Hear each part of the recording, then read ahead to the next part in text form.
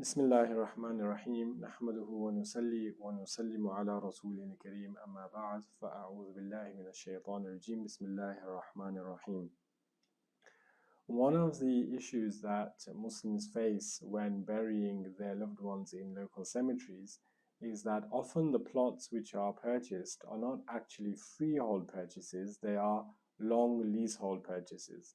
And what that means is that essentially a person is purchasing the grave, and the period for the ownership of that grave, it ranges from anything 25 years to 75 years. It could be a bit longer than that as well.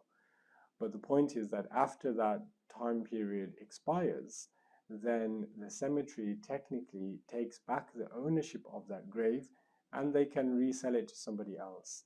And they can, in other words, bury somebody else in that exact same plot. As that long lease hold is about to expire or has expired, it will be then for the next of kin and the family members to approach the local authorities to request a renewal of that lease, and they may well have to pay a further charge to the local authority to secure that a grave for their loved one. And this is very concerning for the Muslim community because it leaves many people in a dilemma whereby in the long term their family members who are buried in various graveyards face the possibility of others being buried in the exact same place. There could be people of different faiths, all kinds of things could happen.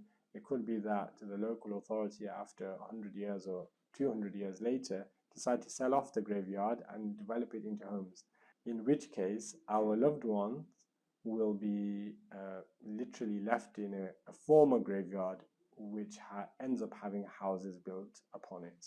And that is why in the Garden of Blessings all of the people buried will be on a freehold basis. In other words, there is no expiry of their graves, and there's no policy of burying anybody over or in the same grave, and there's no policy of the deceased being dug up and removed from that grave.